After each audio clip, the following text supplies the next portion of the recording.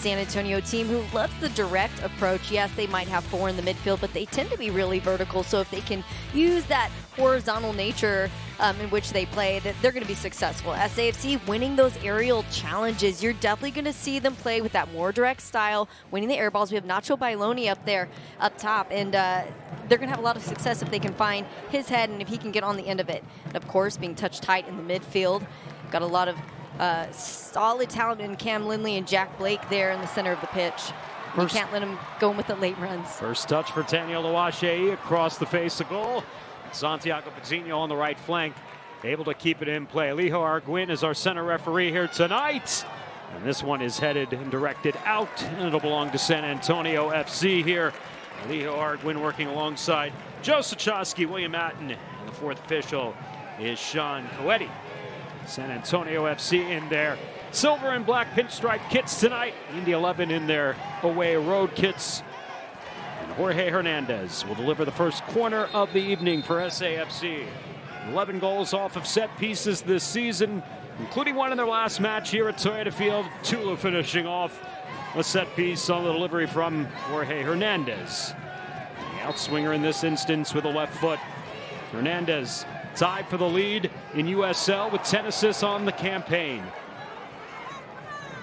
Ja'Cory Hayes out top. Shannon Gomez drives it on goal, parried away by the keeper, Tim Trilk. Not a bad look there from Shannon testing the keep early on. And going back to Jorge, he's the guy you definitely want taking your set pieces. But man, look at this low-driven shot. Most people wouldn't have the guts to take it from that far out, but he read it and he saw a bit of open net there. Tim Trilk with a record of 8 wins, 3 defeats, 2 draws, taking over the starting role in place of the injured Yannick Ertl, not to be confused with former Spurs Jakob Poeltl. Yannick Ertl started the year as the Indy 11 starting keeper, and this one is directed out. Connor Maloney will come down with it and gives it a go, and that's high and wide of the keeper, Trilk. Mentioned yesterday that he's treating tonight's match like a playoff dress rehearsal, and hence why the switch in formation back to the 3 backs. Carter, Fabian, Mitch, along with Shannon, and as Mitchell Tainer will pick up a yellow card here from Alejo Arguin on the tackle. But he said Mitch, Carter, Fabian, Shannon, Connor Maloney, those are the 5 guys that won us a championship last season. We'll check out this replay here. Yep, got a hand around the arm. Definitely a foul there. And back through the middle of the park.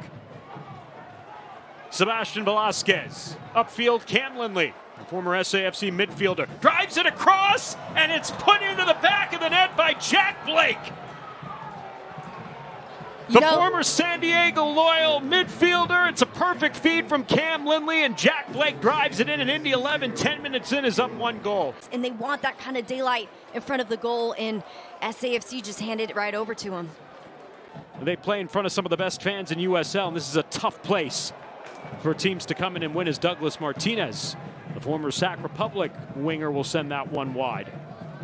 That it is. This stadium here, the energy, the crowd, the people, they really elevate the intensity on the field. And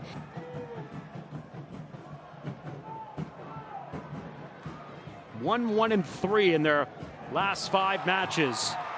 Hernandez just hauled down by Cam Lindley, will draw the yellow pretty easily. And a professional foul there from Lindley. Didn't want Hernandez to get free. He'll take that yellow there. Damrot coming along for the ride. Asante fills the gap. Asante gives it a go, punched away. And a foul whistled on Velasquez. Good save there by Nick Marsman to keep this a 1-goal game. SAFC is not showing up in true form here. Hernandez headed, punched away by Trilk. Maybe I spoke too soon, Dan. Well, Bailoni that time on the end of that one, turning it on goal, big time save. Beautiful service in, and man, he gets just on it, but even better save. Great stuff there from Trilk. So that one got through to Nacho Bailoni, winning the aerial duel. Can he do it again? Hernandez. Hernandez will get another crack at it. Robbie Dambrot with a step on Shannon Gomez. Martinez overlapping on the wing. Trying to return into the middle. It'll drop down just to the edge of the box. Velasquez has got Asante to his right. Asante across, directed, punched away at the last moment by Marsman. Denies a goal for Martinez.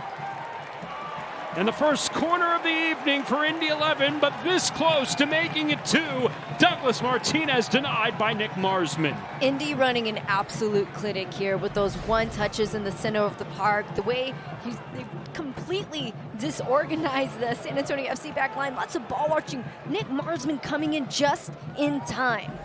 Backline lucky for him there in that moment. So after SAFC got the first 7 corners of this match, Indy 11 will get their first here in the 35th minute. Up a goal, a lot of the momentum here.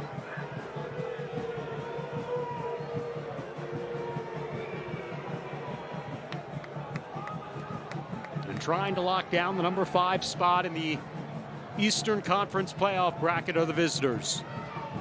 The loss by San Antonio FC certainly leaves their position in some flux.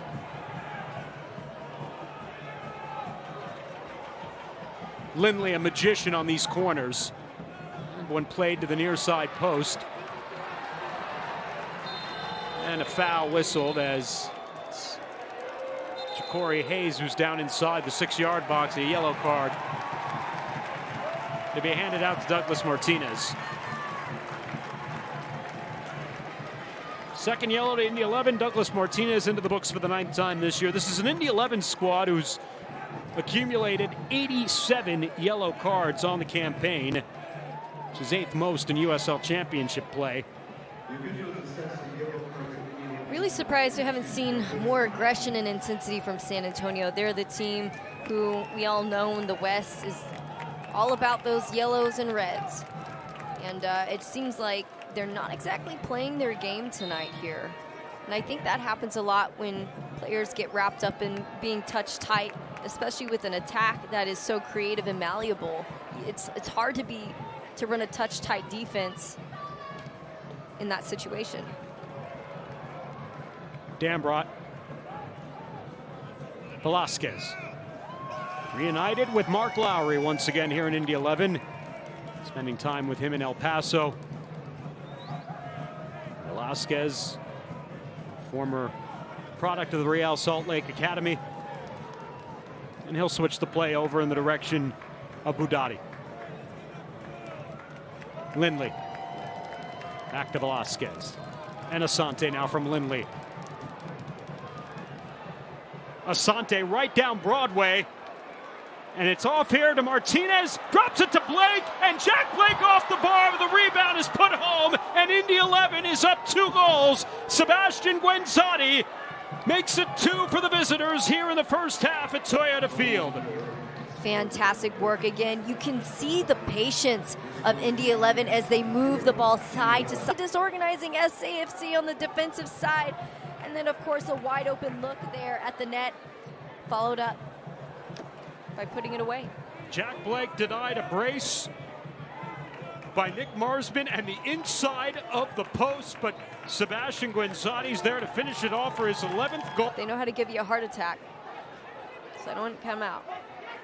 I wouldn't count them out. Well, you don't count them out. There's no question about that. But it has been not the best run of form necessarily. With a foul on Mitchell Tanner here, who's already sitting on a yellow card. Pushing off against Budati. Yeah, it started with an elbow in the neck. And actually, I would argue that the foul. Still another 90 seconds or so remaining in added time.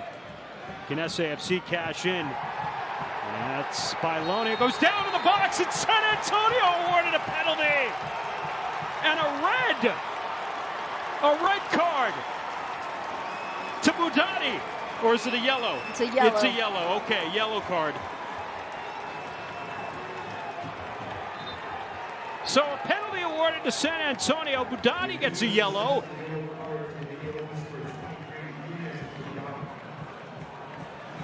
And SAFC with a chance to turn things around here right before the end of the half. Right at the 45-minute mark.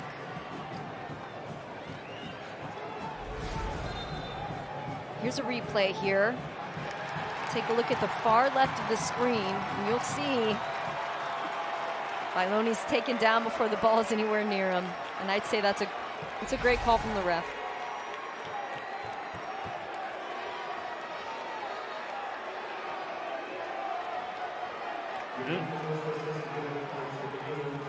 This goal is absolutely integral for shifting the momentum of this game. If they can go into the second half with one more on Indy. You see Solomon Asante pleading with the official. There's another yellow was handed out to Indy 11. We didn't see who Alijo Arguin was signaling for the yellow card. And we'll try to clarify that. But in the meantime, SAFC will step to the spot with a chance to cut their deficit in half just before the halftime whistle. They're 2 of 3 on penalties this season. It'll be Patino. And Tim Trilk with the ultimate test.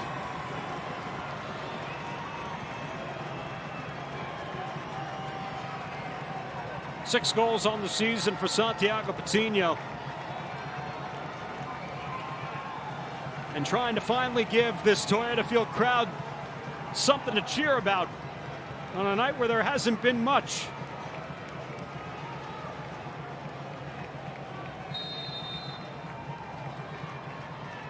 Patino to the spot, drives it past Tim Trilkin in, and San Antonio's on the board. It's a 2-1 game. What an incredible PK taken by the ultimate professional Patino. You could see he took his time. He built it up a little bit. He took a step to the left, trying to commit the keeper. He waited to the commuter. The keeper committed himself, and then he went to the opposite corner. I mean, that is a class act of a penalty kick goal. It's a huge moment in the match, especially when you consider that it was just moments prior where it looked like SAFC was going to be conceding a penalty. And yet, they get the beneficiary of a call. And it's their 61st goal of the season. That's a foul on Jorge Hernandez. And driving into the back of Solomon Asante, who remains down on the pitch. Cam Lindley, who went down earlier, also down again.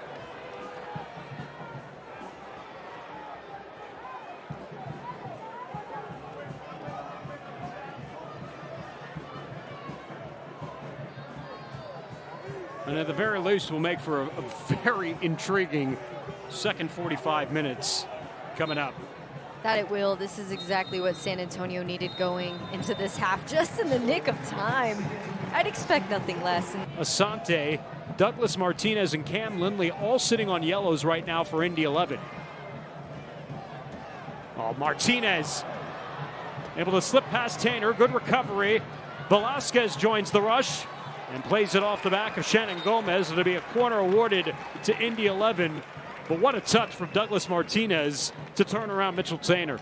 Right, Martinez. I thought the goal was going to be had there, but that's the thing about Indy 11. They always have a late run coming in. I think San Antonio's picked up on that. As you can see, Shannon Gomez got back just in the nick of time.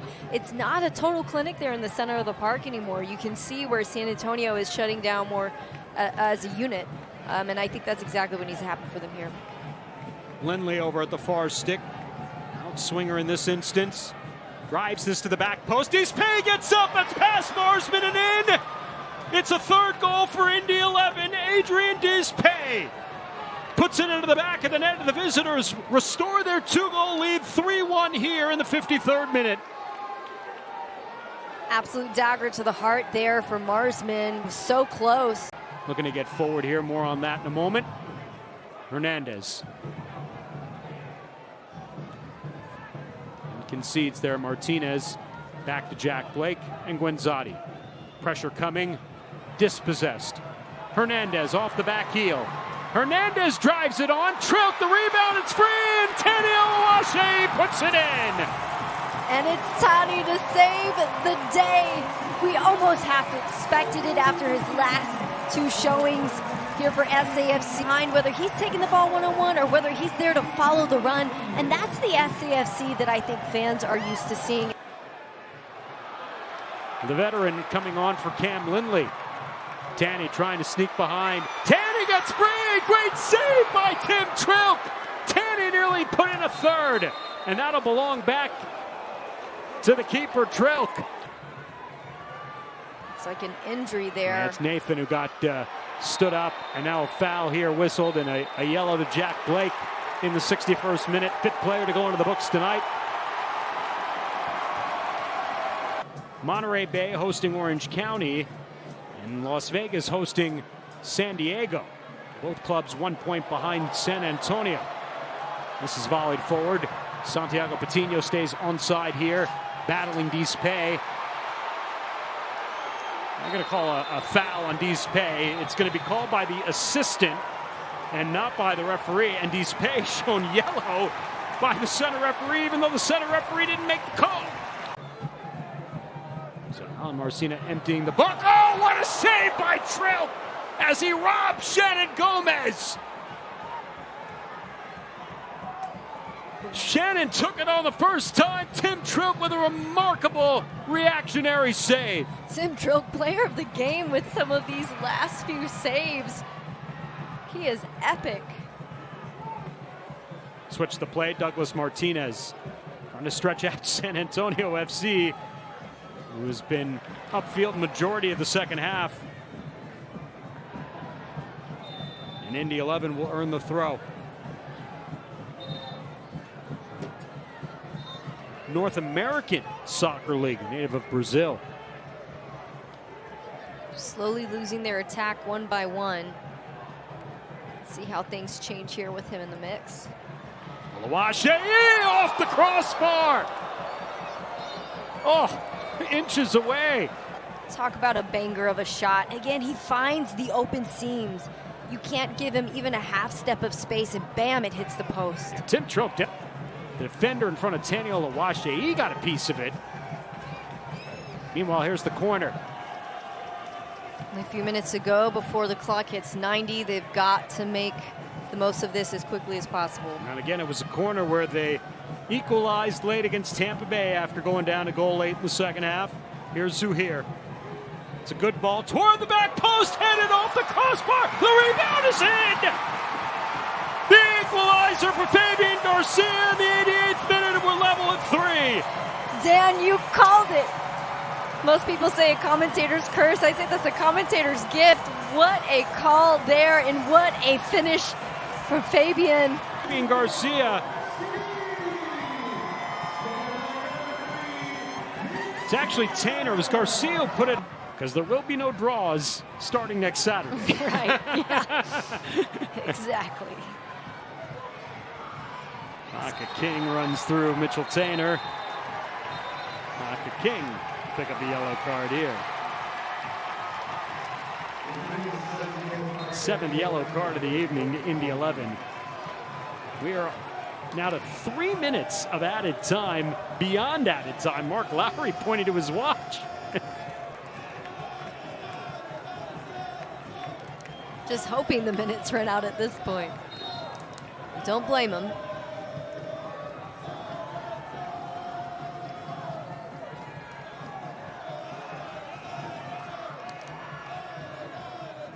Tanner. He's got potentially one last goal. Here's Zuhair. Across. Headed. Free. In the box. Foul. Foul on San Antonio. There's a hand in the box there, is what it looked like. Up here in the box. Would have loved to see Zuhair take that one on frame rather than backside. And you would think that's got to be it. Has to be. They've nearly doubled the added time to this point.